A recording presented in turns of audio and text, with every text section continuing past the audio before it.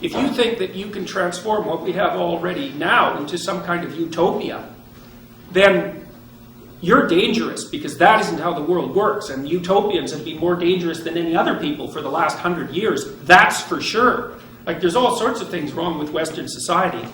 Always, and there always will be. But compared to 85 to 90% of the rest of the planet, this is bloody heaven. And that's why people want to move here. So you can say, well, it's corrupt compared to my imaginary utopia. It's like, yeah, that's for sure. It certainly is.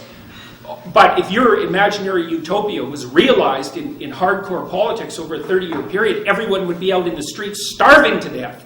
We already know that because it happened multiple times throughout the 20th century in societies that were, well, they weren't as sophisticated as our society is now, but they were plenty sophisticated for their time. This is the most annoying argument anyone ever makes. They say, well, what happened in the Soviet Union? That wasn't real communism. It's like, first, oh yes, it was. That's why it also happened in China, which was a very different society.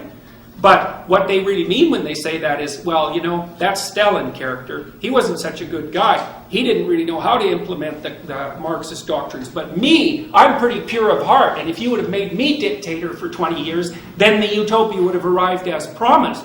It's like, first of all, if you think that, there's something wrong with you. You're dangerous. And second, let's just say for a minute that some saint did get a hold of the tools of power and try to implement from each according to his ability, to each according to his need, and actually did that in a pure and saint-like manner.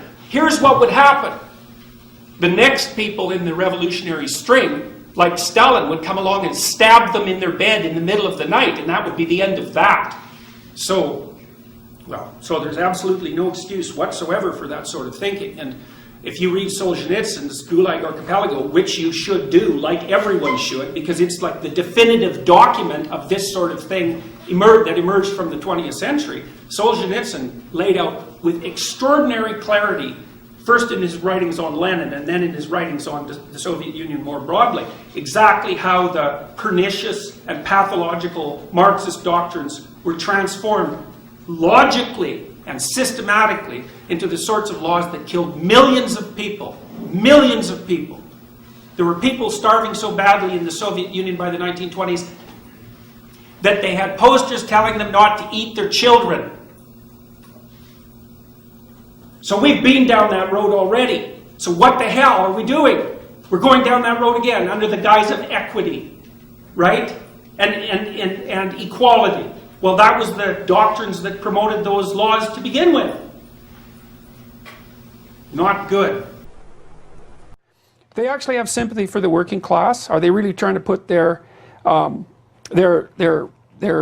positions forward, their needs forward, or do they just hate the successful, depending on how that's divided up? And I thought, well, how do you make a judgment like that? And I had this personal experience, but then I thought, well, that's easy with Marxism. It's like, you just look at all the murders, and then you know whether that was a movement that was genuinely motivated by empathy. Right, and a lot of people die in all of this leftist stuff. Yeah, like an unbelievable number, and not just members of the oppressor class, let's say, like everyone. And it happens over and over, you know, and it's really worth thinking about because, well, when you might think, well, is that somehow embedded in the Marxist doctrine? Is it an inevitable consequence of the unfolding of these ideas? And someone like Ayn Rand, for example, would say definitely, and Solzhenitsyn made that case too in the Gulag Archipelago, but it's not self-evident. But I think there's a level underneath the ideas that you could go and say, well, what's motivating this? Is it actually like saintly compassion for the downtrodden?